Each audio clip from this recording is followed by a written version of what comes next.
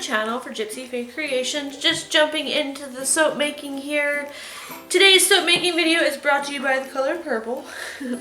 Or so it seems. I'm a little behind on the Brambleberry collections. They had a gemstone collection come out and I'm just now getting around to using one of them. This is the Amethyst fragrance I will be using today. So I'm going to get started by pouring my lye and sodium lactate solution into my oils that have been melted down and left at room temperature. And get started with that.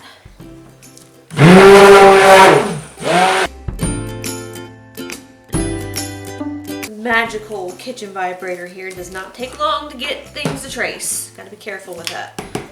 Alright, let's set that to the side. So since I'm working with the Amethyst, of course everything is purple. Got some new mica here from Brambleberry. It is an orchid mica that I'm really excited to use, and that's what's in this one. And then I have some also orchid purple mica from Nurture's Soap, but they are different colors. They're just both orchids. So I'm going to split my batter here into this guy, and I want him to be the bottom of my soap. And then I'm going to split this in half for the top of it and set that to the side.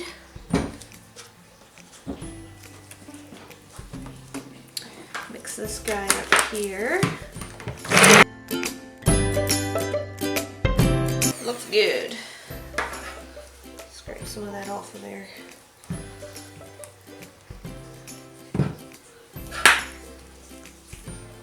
Alright. I'm going to pour this into the mold here after I put the fragrance in. Hold on.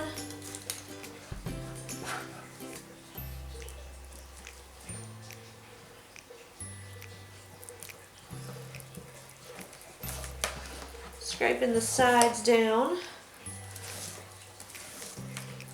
This is quite a lovely fragrance. Let's see if I can figure out what's in it. Alright, so it's a feminine fragrance. Light floral and performs beautifully. Top notes of pear, melon, sparkling lemon brighten up the rich floral heart of royal purple lilies, rose, and purple freesia. A delicate touch of musk, patchouli, and amber finish off this delicate fragrance. Wow, that is complex, but it is a beautiful fragrance. Alright, let's pour this in. Definitely smell the freesia in there. Scrape this out. Alright, and I'm going to let this sit. I wanted to set up before I put the rest of the stuff on top of it. I'm going to have just a bottom layer of this purple, and then the top layer I'm going to do it in the pot swirl with the other purples.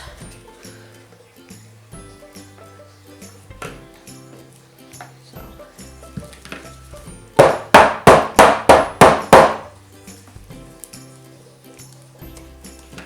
I'm going to let that sit. Put some mica on here. I want to do a mica copper mica line. Probably the better way of doing that.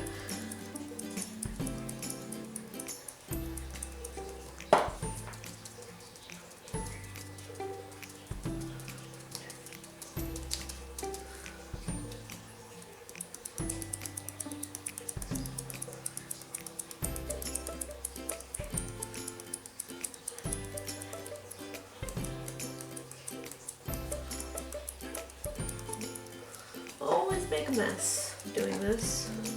Thought I'd try something new with this little sifter here. It's okay. Spray that.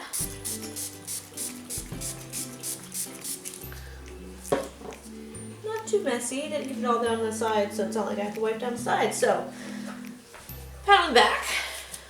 Put that to the side and start mixing up the other guys here.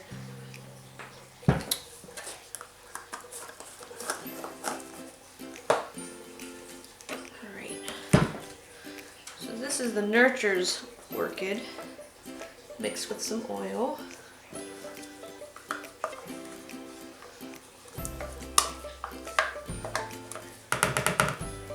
Start with that one.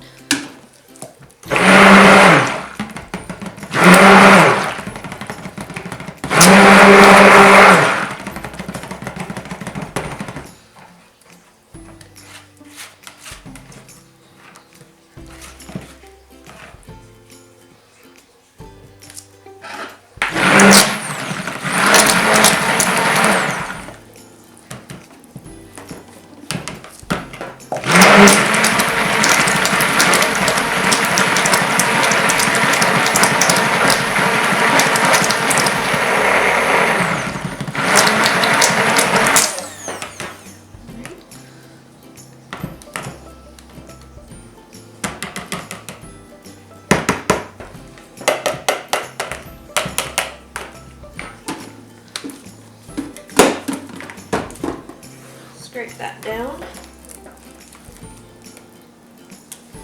Woo! Making a mess.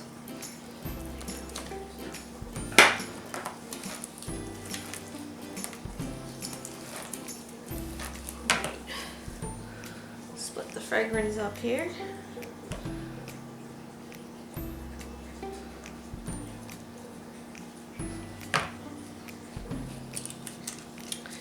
Now I'm going to try something different because I want to kind of emulate the whole see-through clear crystal look of a amethyst. So I have some melt and pour soap and a little bit of the Nurture Soap's Orchid purple mica that I'm going to melt that down and mix it in here somehow. So let's mix these guys.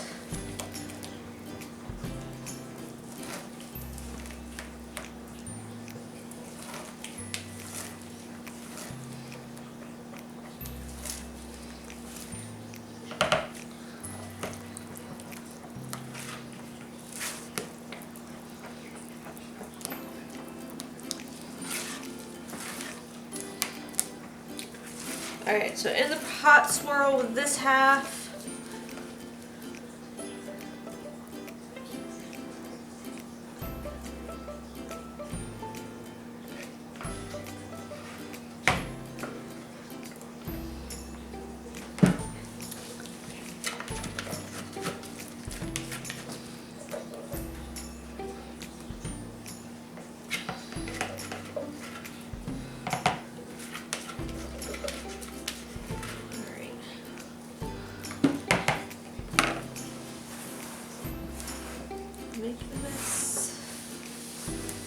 making a mess.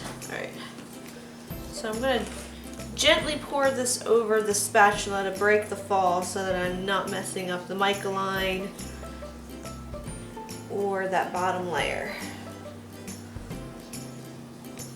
And then I'm going to take the melted melt and pour and kind of drop that in. That.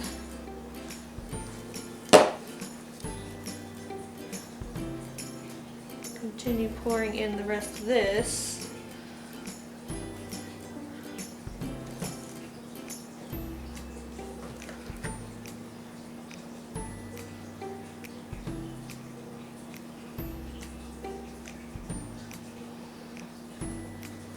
And then I'll let this sit so that once it's firm enough, I can just use a little spoon and make a little finagle design on there. And then I've got these little melt and pour pieces that I've covered in some snowflake sparkle mica.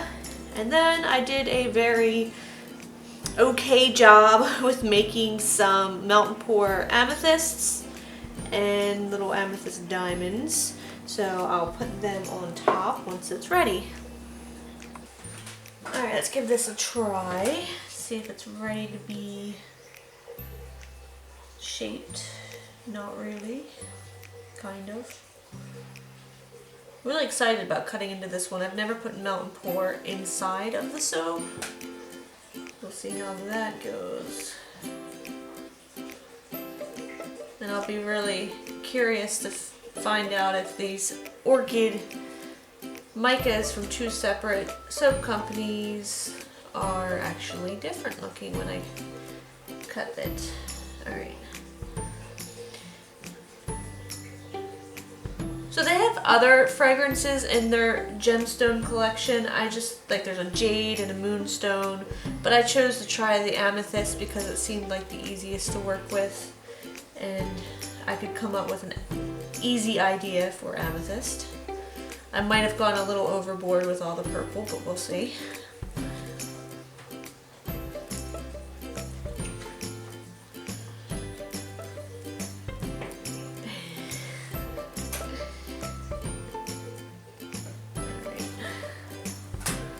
So I think I'm going to start with putting on the quartz shaped amethysts on the side. Let's see. Here.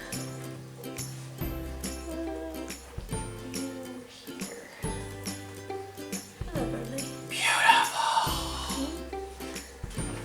Love it. I like to tell Bradley that I love minerals and quartz and crystals and rocks and stuff like that. If you're gonna buy me jewelry, I don't like diamonds. What woman doesn't like diamonds? But I don't. I prefer natural, not that diamonds aren't natural, but they're usually like shaped and they're not my thing. I don't know, they're not my thing. I like malachite, I think, is my favorite mineral, followed by moonstone. But I will take anything over a diamond, besides my wedding band. I told him those are fine. But if any other kind of jewelry, like bracelets or necklaces or earrings, I want stones, crystals, rocks. Hello, do I leave you there? Forget how hard it is to work with melt and pour when everything is so slippery. Okay. Did I line that up correctly? Anyone else have a favorite mineral or rock or crystal that they like? Let me know in the comments down below. And then I have down the middle here, I'm going to stick on these guys. Just willy-nilly everywhere.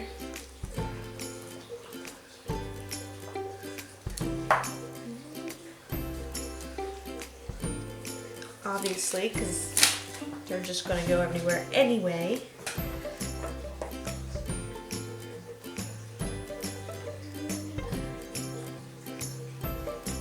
Might make it a little tough to cut, we'll see.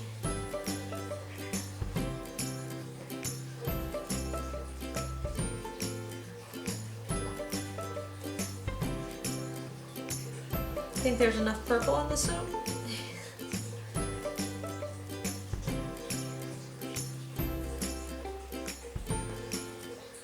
Probably stick some down in there.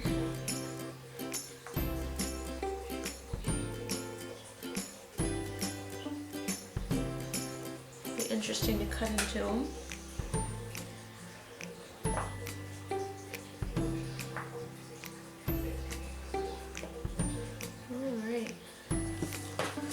I'm going to top this off with some iridescent sparkle glitter.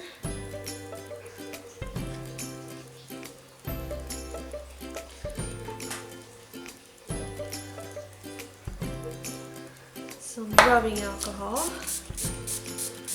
And we'll let that sit for about 24 to 48 hours and I'll be back to cut it. Alright, this has actually been sitting for 2 days. I'm still suffering from some health issues, so I felt well enough to climb out of bed today and cut this because soap is my happy place and it always makes me feel better to soap.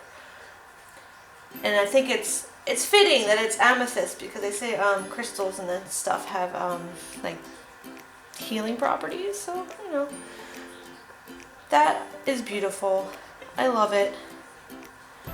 Gorgeous. I'm so happy with this so far. There's melt and pour here, guys. Not all soap cutters are made to cut melt and pour, so you're not supposed to be cutting melt and pour with a soap cutter. But if I broke it, if I break this, you can say I told you so. That is beautiful. I love all the different shades of purple in that. Turned out really well. It almost looks like some sort of purple amethyst stone. Still really soft inside, believe it or not. So I'm glad I let it sit a little longer.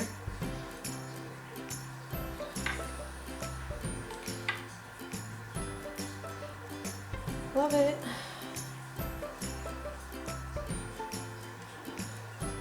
One of my new favorite soaps now.